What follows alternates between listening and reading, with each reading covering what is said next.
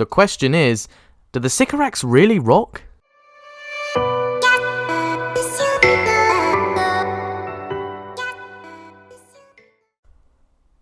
So in January of 2008, IDW released a line of Doctor Who comics helpfully named Doctor Who. These first 6 issues came under the Agent Provocateur arc, which tells 6 individual stories all written by Gary Russell and drawn by various artists. They're all collected in one graphic novel of the same name, but due to each issue containing a separate story, I've decided to break this graphic novel review down into 7 videos. One review for each comic and my thoughts on the graphic novel as a whole at the end. This is so I can give a proper amount of time to look at each story individually rather than just rush through them all in one big video and not do them all justice. So the first comic in the series takes place in an alien diner set in outer space. The Doctor takes Martha to the best place in the universe to get a milkshake. God, I hate it when writers assume comics are just for kids. The Doctor notices a shapeshifter lurking in the background who runs off then gets mysteriously killed. After investigating this further, the pair realise it is a Sycorax who is behind the killing, and he's collected the last member of each extinct species and preserving them, then using the shapeshifter to replicate their physical appearance to sell on the black market, only for the shapeshifter to turn into a bug or something and escape to repeat the scam.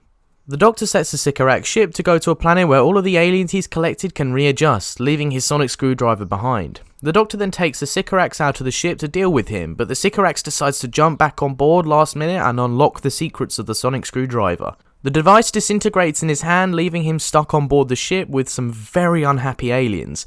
The comic ends with the Doctor landing in London on a cliffhanger which will lead into the next issue of the range. The bulk of the artwork was done by Nick Roche, with various other people helping. Nick Roche had previously worked with Transformers comics, where I'm certain he perfected his use of character stances to help tell a story. I was skeptical of how I would get on with the artwork at first, as it's very cartoony, but I grew to love it and I think it suits the tone of the comic perfectly. The use of expression in visually descriptive poses is quite frankly amazing, and I think it's definitely his comic's best feature. The Sycorax actually look scarier in this comic than they did in the Christmas Invasion, which really shows how design-wise Doctor Who can work perfectly for comic books. Just look at how this creature was presented before.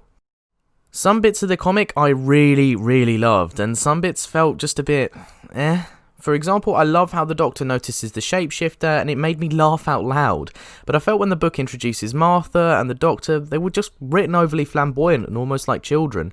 The sonic screwdriver shows a brand new function we've never seen before. Yeah, I mean, I always wondered what that little ball thing did, but the Doctor just leaves it to crumple in the ship, seemingly without batting an eyelid, which is completely out of character.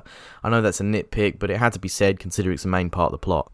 Even with these few points I could raise about the plot and the comic overall, I couldn't help but have fun whilst reading it.